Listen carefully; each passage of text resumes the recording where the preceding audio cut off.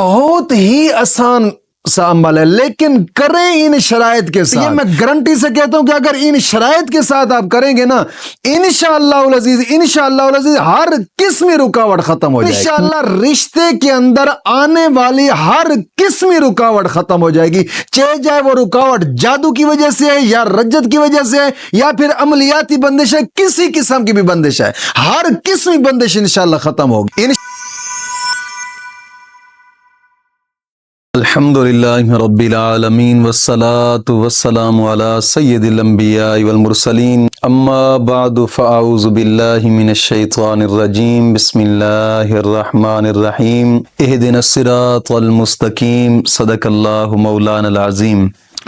روحانی پاورفل وظائف میں سے آج ایک اہم سبق دوستوں کی نظر کرنا ہے، جو کہ شادی میں رکاوٹ ختم کرنے کا ایک وظیفہ ہے، اور یہ وظیفہ وہ لوگ بھی کر سکتے ہیں کہ جو کہیں پسند کی جگہ پہ شادی کرنا چاہتے ہیں، اور وہ بھی کر سکتے ہیں کہ جن کی شادی میں رکاوٹیں ہیں، چاہے وہ رکاوٹ عملیاتی بندش کی وجہ سے ہے یا پھر جادو کی وجہ سے رکاوٹ ہے یا پھر رجت کی وجہ سے رکاوٹ ہے، اور یہ وظیفہ وہ لوگ بھی کر سکتے ہیں کہ جن کی کوئی بھی کسی خاص کام میں اگر رکاوٹ ہے تو بہت ہی ایک آسان وظیفہ ہے۔ یہ وظیفہ پڑھیں تو انشاءاللہ العزیز ہر قسمی رکاوٹ ختم ہو جائے گی، ہر قسمی، لیکن بشرط ہے کہ کریں ان شرائط کے ساتھ۔ جب شرائط پر عمل نہیں کریں گے تو پھر رجت پیدا ہو جائے گی، اور جب رجت ہو جائے گی تو پھر کہتے ہیں کہ جناب علی وظیفہ کوئی اثر نہیں کرتا، یوٹیوب کے وظائف ہی فیک ہوتے ہیں۔ الحمدللہ تحفظ اسلام براڈ کاسٹ یہ وہ چینل ہے کہ جس نے لاکھوں لوگوں کی زندگیوں میں تبدیلی لائی ہے، الحمدللہ لاکھوں لوگوں کی زندگی کو بدلا ہے، الحمدللہ۔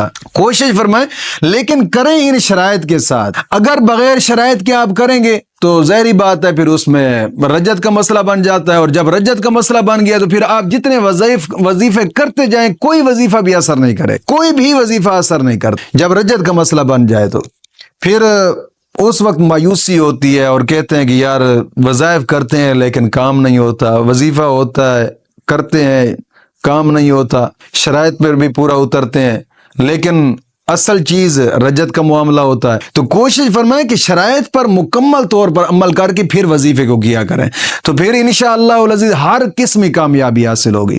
تو آج کے وظیفے کی سب سے پہلی شرط یہ ہے کہ نماز کی پابندی کرنی، اور ہر نماز کے بعد 11 مرتبہ کلمہ طیبہ اور 11 مرتبہ درود پاک، یہ اشد ضروری ہے۔ اور دوسری شرط یہ ہے کہ اپنے تمام گناہوں سے توبہ اور آئندہ گناہ نہ کرنے کا ایک پختہ عزم کرنا۔ اور تیسری شرط یہ ہے کہ روزانہ کے بنا پہ کم از کم 2 رکوع قرآن پاک کی تلاوت کے لازمی کریں، لازمی۔ صبح کے ٹائم قرآن کریم کی تلاوت کریں گے تو حدیث پاک میں آتا ہے ہر حرف پر مولا کریم 10 نیکیاں عطا فرماتا ہے، 10 گناہ معاف ہوتے ہیں، 10 درجات بلند ہوتے ہیں، اور قرآن کریم کی تلاوت کرنے کے بعد انسان جو بھی جائز دعا مانگے اس کی دعا قبول ہوتی ہے۔ کوشش فرمائیں کہ لازمی قرآن کریم کی تلاوت لازمی کریں، اور حدیث پاک میں آتا ہے کہ جو صبح صبح اٹھ کر قرآن کریم کی تلاوت کرتا ہے مولا کریم سارا دن اس کا اچھا گزار دیتا ہے۔ کوشش فرمایا کریں یار، یہ کوئی مشکل شرائط نہیں ہوتی، زندگی ویسے 4 دن کی گزر جائے گی، بھلے تم دھوکے سے زندگی گزارو یا پھر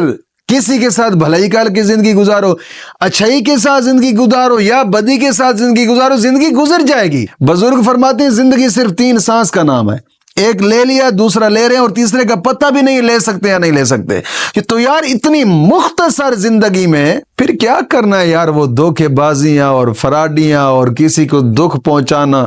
کوشش کریں کہ نیکی کی طرف توجہ دیا کریں، جتنا ہو سکے نیکی کی طرف تم قدم بڑھاؤ گے، انشاءاللہ العزیز ہر راستے پہ آسانیاں ہی آسانیاں ہوں گی، ہر راستہ آپ کے لیے وہ کہتے ہیں نا کہ نیت نیک ہو تو منزل آسان ہو جاتی۔ کوشش فرمائیں انشاءاللہ العزیز ہر قسمی پریشانی دور ہوتی جائے گی انشاءاللہ العزیز۔ تو رشتہ میں اگر رکاوٹ ہے تو بہت ہی آسان سا عمل ہے، لیکن کریں ان شرائط کے ساتھ.